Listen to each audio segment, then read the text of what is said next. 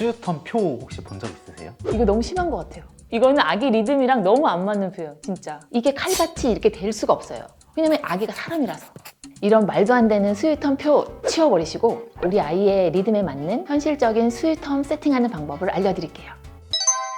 수유텀을 개월수마다 고정할 수 없는 이유는 아이들마다 낮잠의 양이 달라요. 좀 길게 자는 아이들이 있고 조금 짧게 자는 아이들이 있고 이런 리듬이 서로 다 다른데 그걸 3개월이라고 모두 다 똑같은 수유텀을 유지할 수는 없는 거거든요. 수유텀을 정하지 않고 반응 수유를 해야 좋은 거예요. 제가 이렇게 설명을 드리면 시간 텀 정해두지 않고 그냥 반응 수유를 해야 되냐, 아기가 배고프면 그때 수유하고 안 배고프면 안 수유하고 이렇게 해야 되냐 궁금해 하실 수 있는데 그런 건 아니에요. 왜냐하면 6개월 이전 아기들은 졸린 신호하고 배고픈 신호하고 매우 비슷하거든요. 그래서 초보 엄마들이 이 배고픈 신호하고 졸린 신호를 구분하는 것이 매우 어려워요. 그러면 졸릴 때도 먹이고 배고플 때도 먹이고 수시로 먹을 수 있는 더 큰 문제가 생길 수도 있거든요. 수유텀은 우리가 지켜야 되는 목표 값이 아니라 이 깨어있는 시간을 기준으로 먹고 놀고 자는 이 리듬을 만들다 보면 자연스럽게 나오는 결과값이 되는 거예요. 수면 교육할 때 수유가 매우 중요하겠네요. 그럼요. 특히 어린 개월수의 아이들은 수면만 보는 게 아니라 수유하고 같이 봐야 돼요. 왜냐면 먹고 놀고 자는 이 리듬 속에서 잠이 이루어지는 거거든요. 수유를 항상 같이 봐줄 수밖에 없어요. 이제 수유텀을 억지로 고정하면 수면 리듬이 왜 무너지는 거예요? 아까 보여주신 표처럼 2개월 아이를 수유텀 4시간에 맞추려고 하면 어떤 현상이 벌어지냐면 2개월 아이인데 깨어있을 수 있는 시간이 1시간 반이라고 할게요. 그럼 1시간 반 깨어있고 잠을 1시간 정도 잤다고 보면 4시간이 되는 시점에는 아기는 자야 되는데 수유텀 4시간이 마침 돌아오는 거예요. 그러면 이때 졸면서 먹을 수 있는 일이 생기는 거죠. 졸면서 먹게 되었을 때 생기는 문제는 뭐냐면 잘 때는 빨기 욕구가 높아지기 때문에 불필요하게 과식을 할 수가 있어요. 그러면 속이 더부룩해서 잠을 깊이 못 자고 어떤 아이들은 덜 먹는 경우들이 있어요. 금방 잠에 빠져서 충분히 먹지 못하고 자는 경우가 있고 이러면은 배가 고프기 때문에 좀 길게 못 자고 다음 수유텀까지 계속 칭얼대고 배고프다는 신호를 계속 보내는데 수유텀을 맞춰야 되니까 또 버티고 이런 상황들이 벌어질 수 있는 거죠. 이렇게 먹다 자는 습관을 들는 아이들은 나중에 소화 비만, 치아 의식증 문제가 생길 수 있고 먹어야지 자는 습관 때문에 양치하는 습관을 만들어주는데도 어려움이 생길 수 있어요. 그러면 수유텀을 어떻게 맞춰주는 게 좋은 거예요? 2, 3개월 된 아기들은 예를 들어서 1시간 반 정도 깨어 있을 수 있다고 해볼게요. 1시간 반을 깨어 있고 1시간 정도 낮잠을 잤어요. 그러면 깨어 있을 수 있는 시간은 1시간 반이 있잖아요. 그 중에서 졸리지 않은 타이밍에 수유를 해야 되는 거예요. 예를 들어 잠들기 2, 30분 안에는 수유가 끝나야 되는 거죠. 역으로 계산하면 기상하고 나서 1시간 정도 이내에는 수유가 되어야 된다.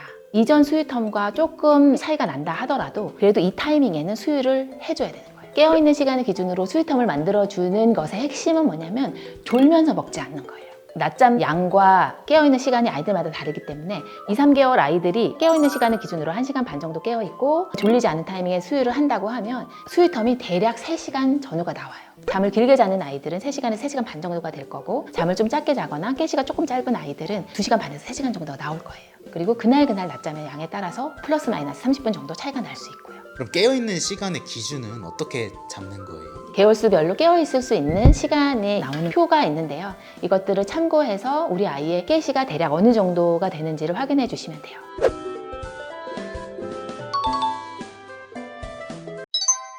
토끼잠 자는 애들은 그럼 수유텀을 어떻게 맞춰야 돼요? 토끼잠을 자는 아기들은 깨어있는 시간 1시간 반이라고 하더라도 한 30분 자고 일어나.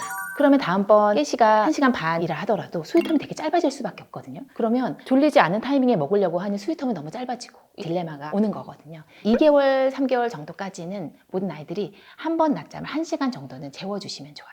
한 2, 30분 자고 일어나 버리는데 어떻게 1시간까지 재울 수 있는 거예요? 보통 이 시기의 아기들은 2, 30분 정도가 되면 다시 얕은 잠으로 올라와요. 이때는 좀 깨어난 것처럼 보일 수 있거든요. 하지만 잠을 자는 상태일 가능성이 높아요. 그럼 이때는 스스로 잠들기가 안 됐기 때문에 들어가서 안아서라도 조금 더 연장을 시켜주는 거예요. 당장은 안아서 재우고 눕혔다가 중간에 깨면 다시 조금 안아서 연장시켜주고 눕히고 할 수 있어요. 그래서 1시간 정도는 좀 잘 수 있도록 해주고 그리고 일어나서 수유해주고 이렇게 하면서 먹놀잠 리듬을 먼저 만들어줘요. 그러면 깨어있는 시간도 적정하게 맞춰지고 수유텀도 맞춰지거든요. 이렇게 먹놀잠 리듬이 안정화되면 그때 스스로 잠들기 연습을 꼭 시켜주셔야 돼요. 스스로 잠들기 연습이 되면 스스로 잠을 연장할 수 있는 능력이 생기게 돼요. 지금은 잠을 잘 때도 엄마가 재워주니까 얕은 잠에서도 엄마가 재워주지 않으면 잠이 연장이 안 되는 거예요. 그러니까 토끼잠이 될 수밖에 없거든요. 그래서 먹놀잠 리듬을 잡을 때는 안아서라도 좀 1시간 정도는 잡아주고 이게 안정되면 스스로 잠들기 연습해 주시면 됩니다.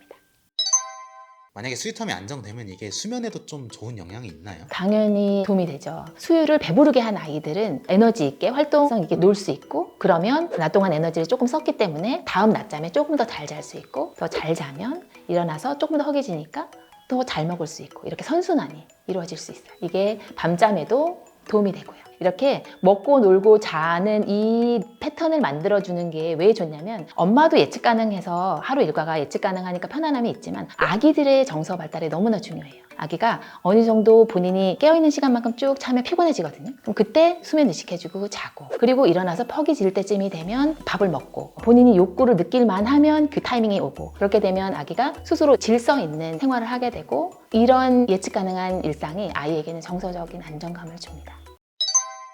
수유량이 적은 아기들은 이유식을 일찍 시작하면 이제 밤에 더 잘 잔다는 속설이 있는데 이게 맞는 거예요? 그렇진 않아요.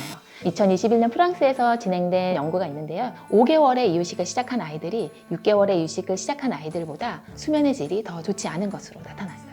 이유식은 태어난 지 6개월 이후부터 시작해 주시면 됩니다. 모유 수유하는 아기들이 잠을 더 잘 못 잔다는 속설도 있어요. 모유 수유와 수면의 질은 큰 상관관계가 없는 것으로 나타나요. 근데 다만 모유 수유를 하는 경우에는 먹다 자는 습관이 생길 가능성은 높아요.